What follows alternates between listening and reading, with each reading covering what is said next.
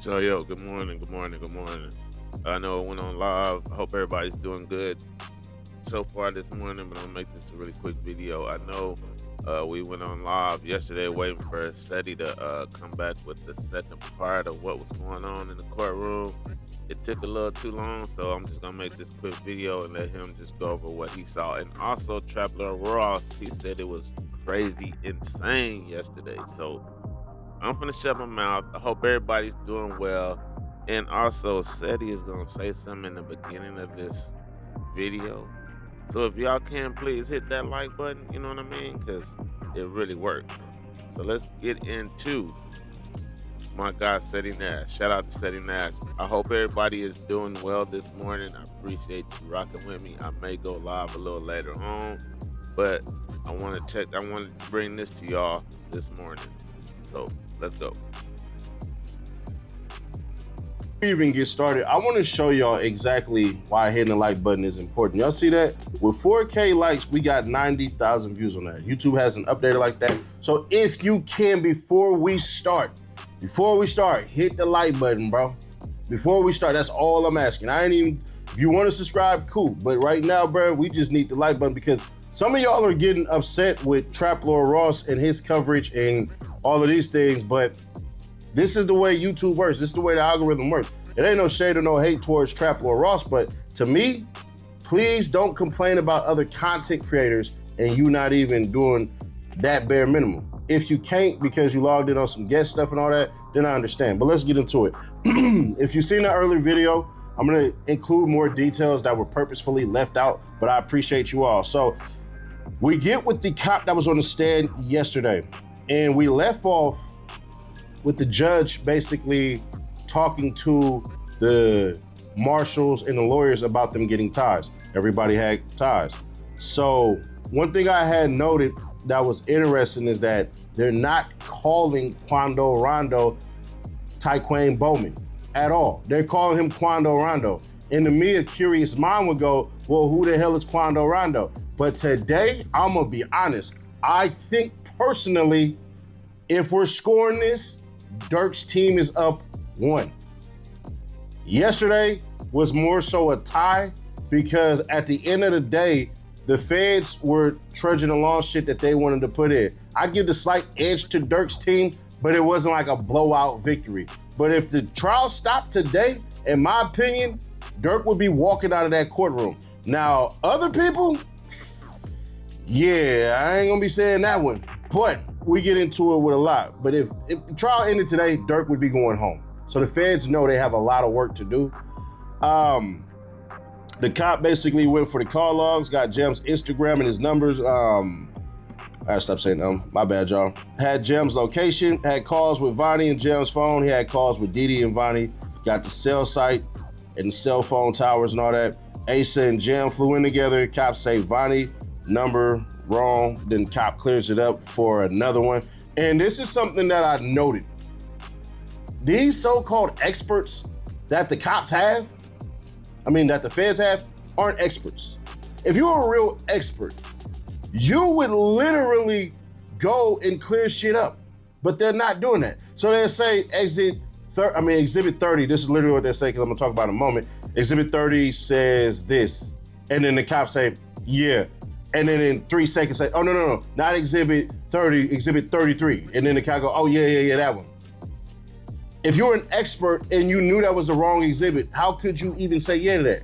Because that same cop actually ends up literally 2 more mix-ups and literally corrects them on something that they got wrong, which to me lets me know, oh, you catching on. So they talk about the way that the car leaves. So when Jem and them shoot at Quando Rondo on his team, they hit the alley and then they make an immediate left.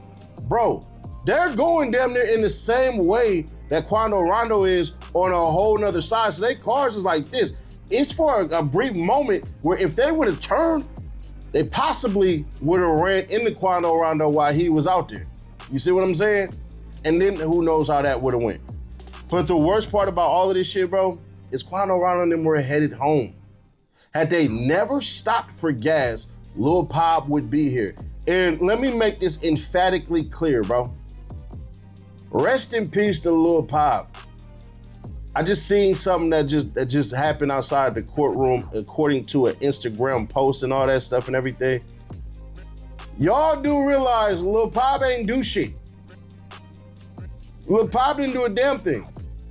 See, that's where I have a problem right there, because when Trapler Ross did his little, I guess, documentary on this, man, he brought up some messages from which Lil Pop was trolling Durk and, you know, King Von, and I mean, I guess you could say King Von's little crew, I guess the O Block.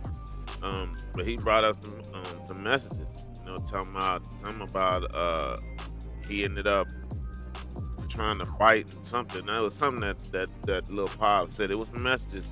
You got to go back and watch the Trap Lil Ross video where you could see Lil Pop trolling Durk and them, and was telling them, you know what I'm saying, ain't no point in crying now. It was a lot of stuff that he sent me, so he was in the middle of it. He wasn't that innocent.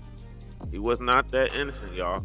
Now, if it comes out later, then I'll redact that and go, he got what he got. But for right now, I ain't seen shit that Lil Pop did a damn thing wrong. He actually quoted Lil Durk in 2019. So let them people be about their day. Diddy's Instagram damn near clears him, but his Instagram is gonna get him in a lot of trouble because Diddy texted his girl and she like, Diddy, what you doing? He like, I'm on my way to LA. She said, what's in LA? He say, the guys. She say, why you ain't take me? He say, I ain't know till 2 hours before the flight. So the boy Jason Smith is the one who paid for the flights back home. And the In-N-Out, the way that they position the In-N-Out burger story, the In-N-Out burger story was supposed to be a killer. Because remember, they said in the first indictment, oh, man, you know, they paid him in an In-N-Out burger. They paid him at a burger shop.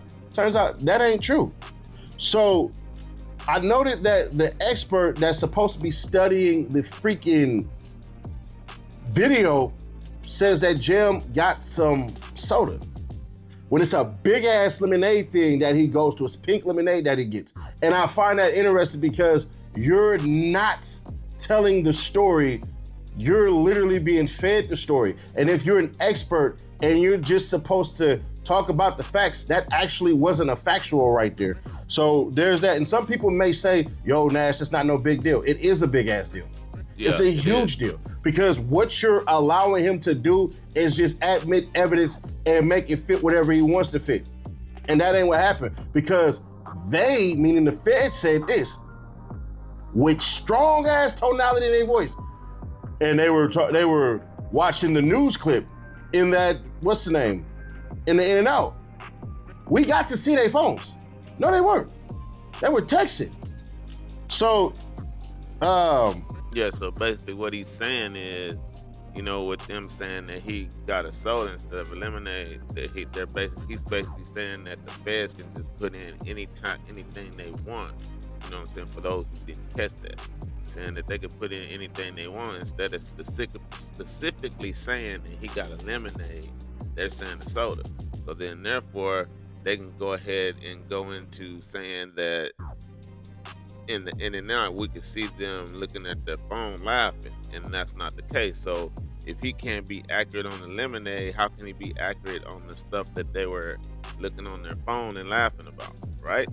Y'all hit the like button, It was just crazy. And I'm gonna be honest, that couldn't have been no murder for hire shit or anything, in my opinion, because these fools came out there in the same clothes that they were in the night before, shot these dudes and wore the same clothes all over again back to Chicago. And the reason why it looks like they went to... That's crazy. And it's a little nasty. I mean, you're gonna sit out there and do some dirt, put in some work, and keep the same down.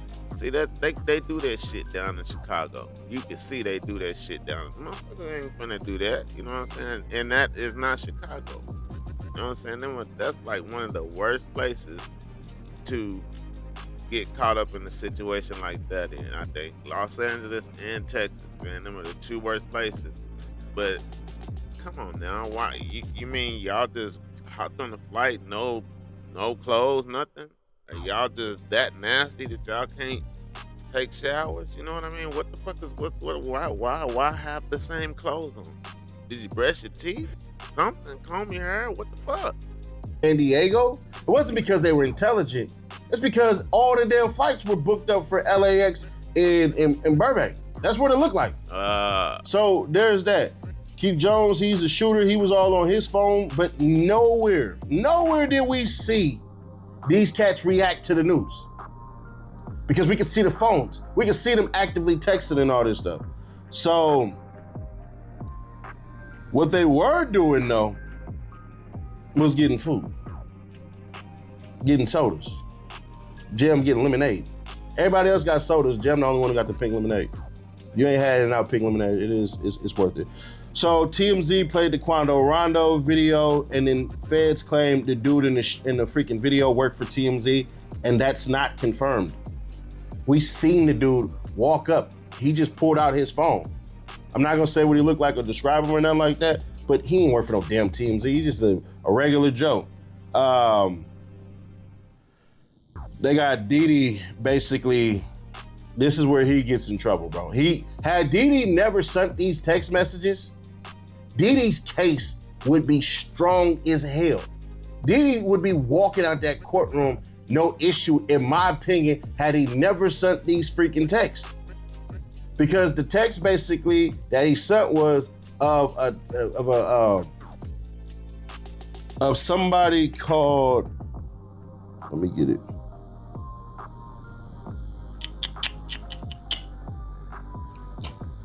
I don't even know.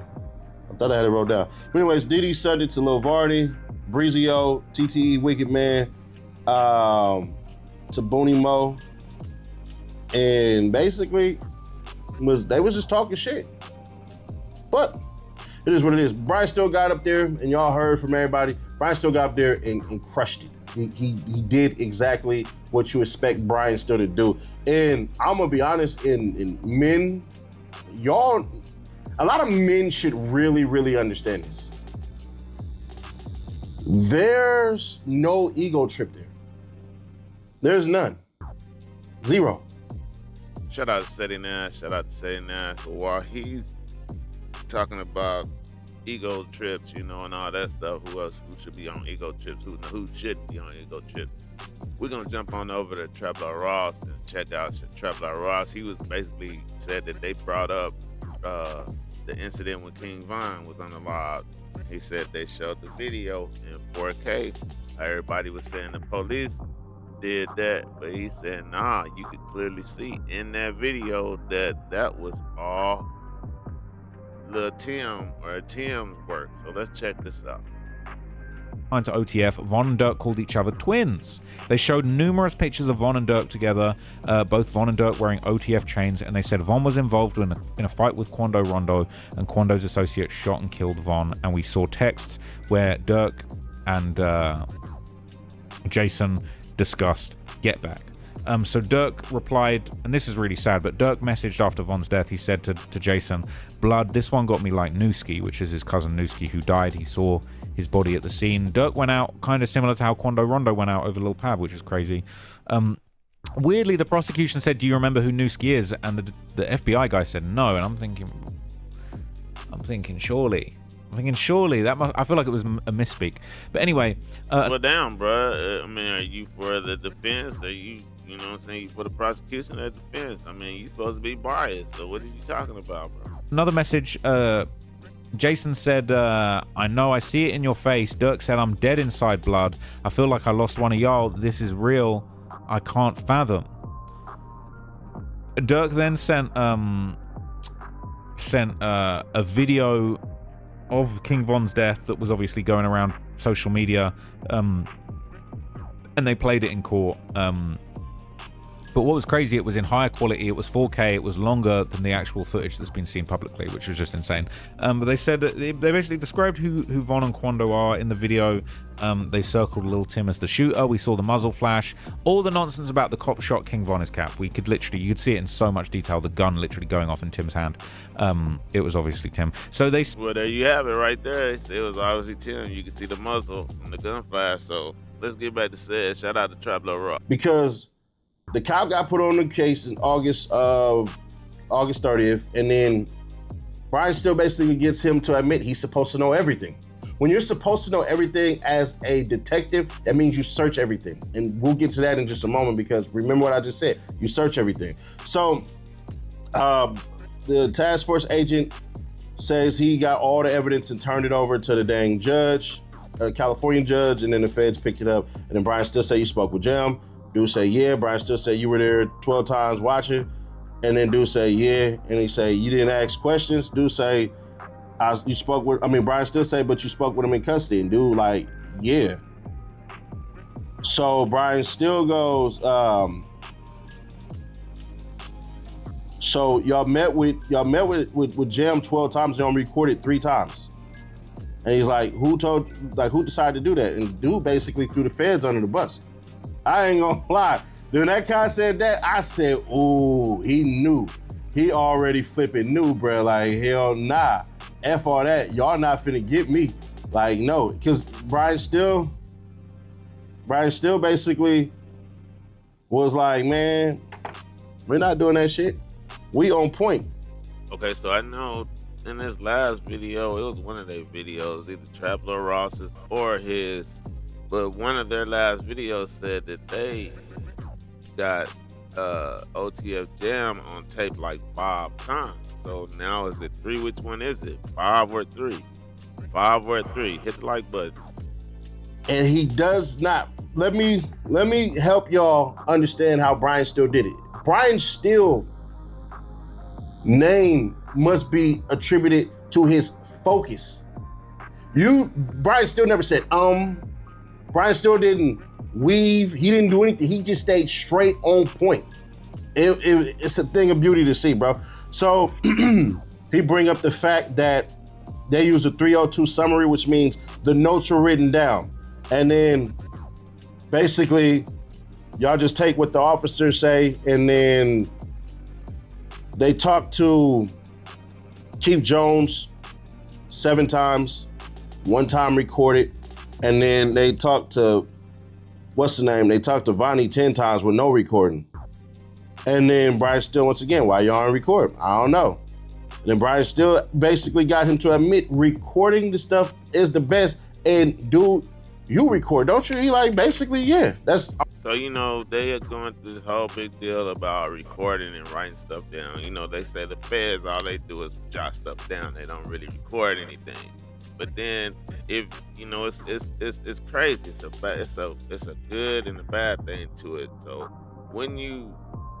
if you want to really just find out the facts, or you can study somebody's body language, wouldn't it be best to record it? But then you write stuff down. But how can you actually say that this person said or seen this? You could write something down and say that they said something, they seen something, but how do we know? You know what I'm saying? You could have jotted that down on your own and not even talk to anybody. So that's why they're saying that audio and video is the best way to go. So I know this video is kind of long, so I'm gonna kind of go through the chapters and just look at the important parts. So y'all give me a 7. Y'all hit the like button. I'm gonna go through these chapters. So in this part here, Say Nash get into where they started talking about the credit cards and how Lil Durk didn't have anything. He didn't know anything about these credit cards or know what was being paid for on these cards or anything. So let's check this out right here. See what he talking about. All this shit with the MX cards, and Lil Durk didn't know anything about this shit. And it's funny because they brought up the damn rental house and said it was under Lil Durk's name. Lil Durk had his own house. He wasn't at the rental house. This was Varney's house. I mean, not Varney's house. I just lied. This was Vonnie's house, not Varney. My bad, Varney. Don't embarrass me talking shit. I believe happened. Here's what I believe Don't Book No Fights was all about. Lil Durk had a lawsuit on his hands. And it's funny because I don't know who's bringing this up, but I guess I'll break it. Lil Durk had a big ass lawsuit on his hands, and he's like, tell people stop posting this shit. Like, bruh, hey, don't be posting no shows. He didn't say no shows, but basically that's what he's alluding to. Don't do none of this shit because Durk missed a damn show. That's important. When you miss a show and you get paid, they're like, hey, we gotta tell them it's a sickness. My bad, Durk, if you get out. I'm not saying you won't show up to these shows, but for this one, I got exposure on this one. Your ass wrong for that shit. Because he just did show up to the show and they like, oh, you wanna tell them that you're sick, some unfortunate circumstances and all this shit and everything. And Durk like, don't post me. Stop doing the recent posts with me on here because I'm not trying to get my goddamn money taken from these people, because at the time, you gotta remember, Durk is getting booked, like getting a lot of money, but it's not to the level of the money that he was getting. Well, nah, you can say that. I took that back. Scratch that. So what is he saying that Durk had a show he was booked for, he didn't show up, and he was basically I guess he told the promoter, hey, I was sick. So then people are going posting things with him in it, and it's basically, you know, people are like, okay, well damn, you know what I'm saying, we show here, you know, if they go to court, it's like, hey, we show here that you was doing this, you was doing that, you was on your phone. So then he'll lose that damn case. So that's what he's basically talking about when Durk said don't post anything about me during this time. Now, with the money that he was talking about, as far as those cars and all that stuff, those rental houses, Durk had his own house in California. We know that Durk was living in California, not in Atlanta. I mean, many people didn't know that. I did not know that until recently. So he was already living there. So they had a rental house. I guess he had a rental house, or Vonnie had got a rental house for when they come into town. I don't think Vonnie was living there, but I know Durk, his family was. As far as, you know, from what I know, found out since this case started. So I don't think that, you know, that stalking thing on Durk, if they do have that charge on him, it is not gonna stick because he lives there. So I don't know. What do y'all think? Y'all hit the like button. But basically, Durk didn't want to pay back that money, and his own team is messing him up by posting shit with him like it's all recent and all this shit. That's really what that was all about. But Durk ain't talked to freaking Jam for a minute, and it's like, oh, all right, hell nah. Yeah, so we got to that part yesterday. You know, I talked about that in my live. They said Jam was asking him, "Hey man, why y'all boys acting funny with me? Ain't nobody messing with me. I ain't heard nothing from nobody." And then Durk was like, well, hey, basically you hot right now. We got, you know, we got to kind of, you know, back away from you because you got us hot right now. You hot, but you may get the feds put onto us because of you. So last time I'm gonna go through all these chapters and see what's good, what's relevant, you know what I'm saying, what we can then really just take with us on this. And you know, I'm not, because it's a pretty long video. You know, shout out to Sad Nas, man. Him and Trap, they out there putting in that work. You know what I'm saying? They in Cali. They going in the courtroom, getting up early in the morning, getting to them courtrooms. So shout out to these guys, man. So y'all hit the like button, man. Let's go through some of this stuff right here. And so we know so far that they're really trying to basically put this all on OTF Vonnie. You know what I'm saying? And saying Durk has nothing he didn't know anything about this situation. You know, it's all a GD or BD thing. I can't, you know what I'm saying? I'm so confused. I don't know which one they is. GD, BD, EDs, I don't know. But it's supposed to be one of them related things. So it's a get back. And it's whenever, if it's a get back, that means like it don't matter who it is that see one of Quando Rondo's crew or anybody maybe that's affiliated with them or NBA Youngboy, if they see somebody, they don't give a damn if it's the little runner that go to the store, they gonna chop him down, you know what I'm saying? So that's why that murder for hire, I don't think it's gonna stick as well. But let's check out. Shout out to Steady Nash again. Y'all hit that like button. So also, you know, they start bringing up NBA Youngboy's name. You know, Quando Rondo was signed to NBA Youngboy. So they start bringing his name up in the court. We're gonna let shout out to Seti. We're gonna let him talk about what they said about NBA YoungBoy in this courtroom. Man, they say a bunch of shit. And for the first time, we bring up NBA YoungBoy's name because in the comments they say it's no expiration. And do say, yeah. Then the damn lawyer says, and this gets stricken from all of this shit, but he says NBA means nobody alive. Bro, when I tell you the court was like, oh shit. Everybody, even Drew was like, what the hell? Brian ass got red as a tomato and shit, and basically. Oh, so they say NBA stands for nobody alive. You hear me?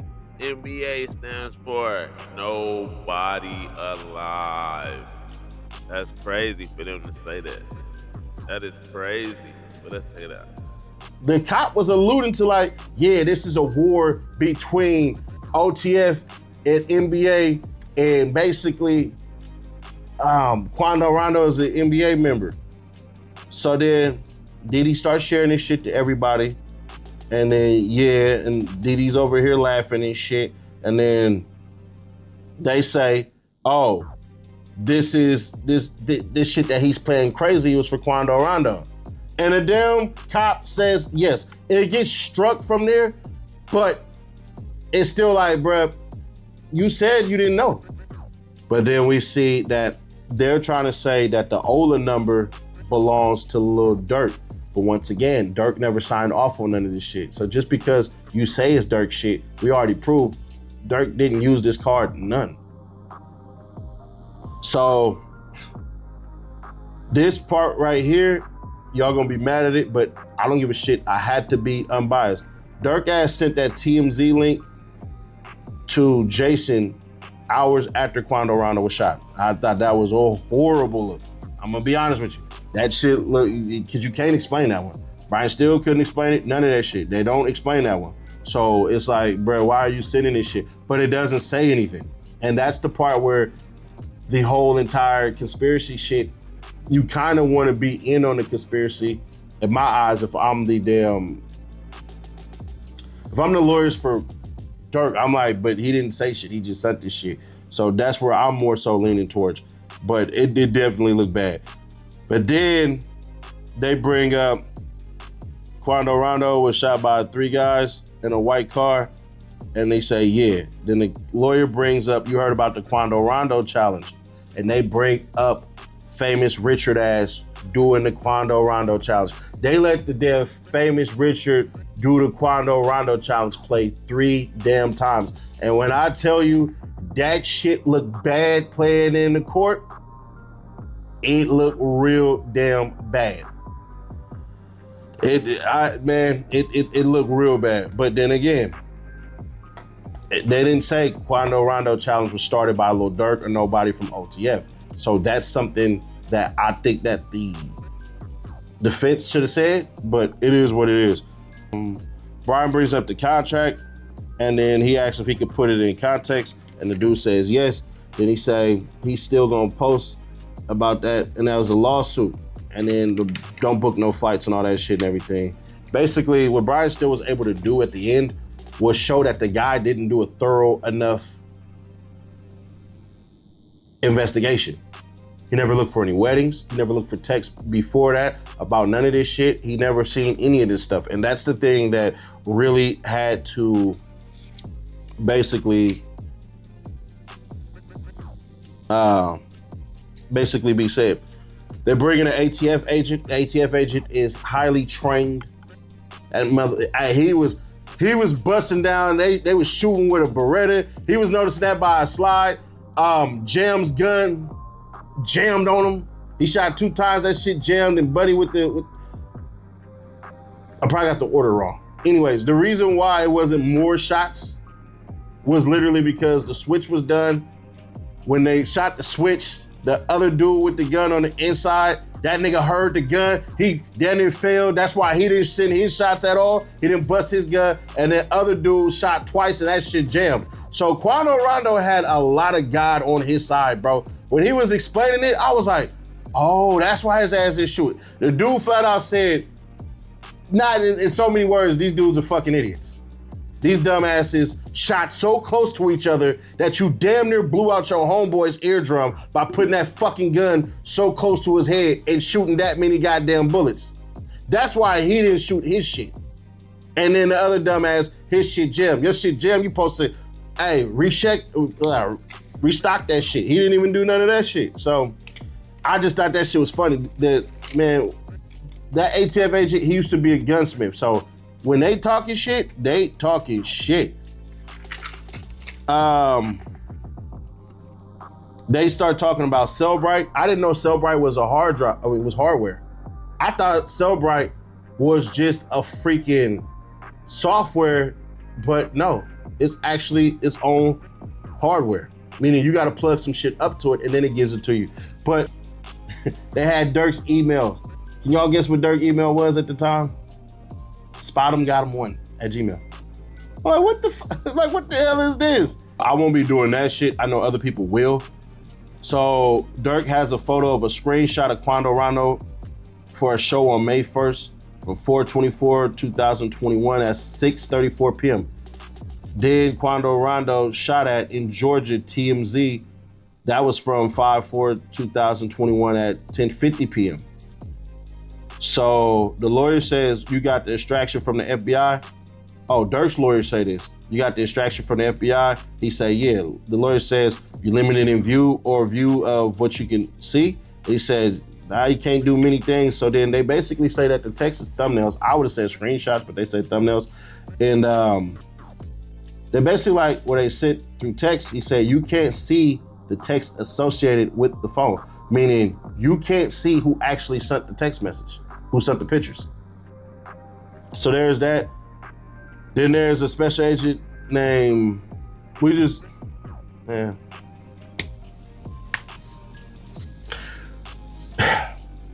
They had a black special agent sitting at the damn lawyer's table the whole entire time.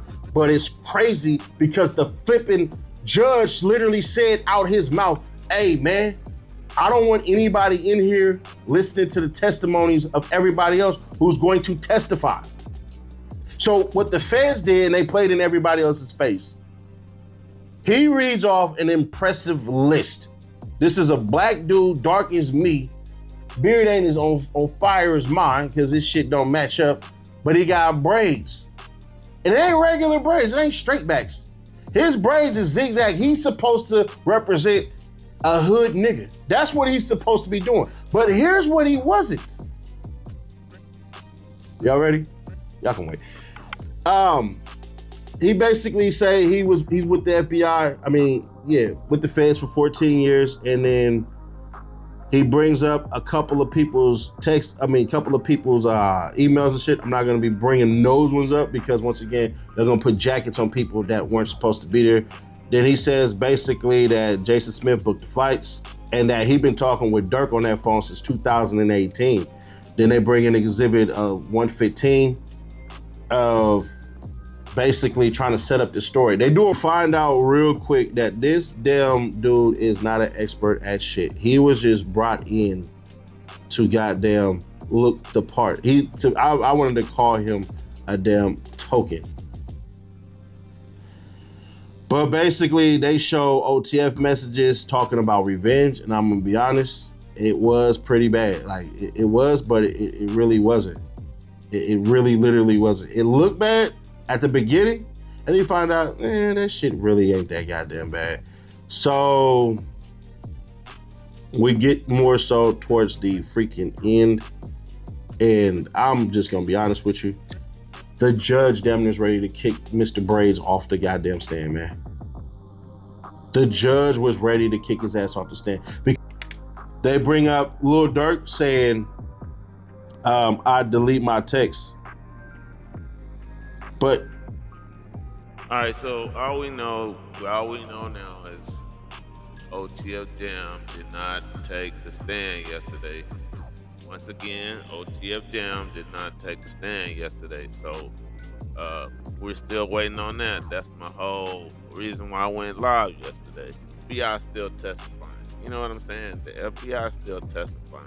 Everybody's waiting to hear from OTF Jam to see what he's gonna try to tie Durk in too. So we will be watching and waiting today, like we did yesterday. So hey, you guys hit the like button, subscribe to the channel, and I will keep you informed because like I said, shout out to Seti Nash, Trap Lord Ross. They out there putting in work, and I'm pretty sure it's quite a few others that's out there doing it.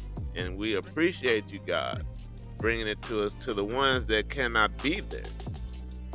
So we appreciate all you content creators out there doing y'all thing, man. Just getting out there, putting in the work.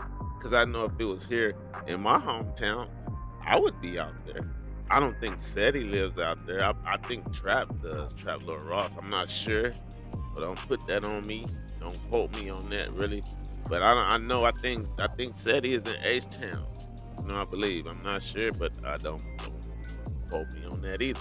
But shout out to Seti Nash, Trap Lord Ross, and all you content creators that's out there putting in work. I really appreciate it because that gives us, the ones sitting our ass at home, something to talk about, right or wrong. Y'all hit that like button, man, and subscribe to the channel, become a part of the J Crew, and you know what? Hit that bell. That way it'll inform you when I go live or when I put some shit on this damn thing. Y'all have a nice day, and like always, I'll catch you on the next one. I'm out.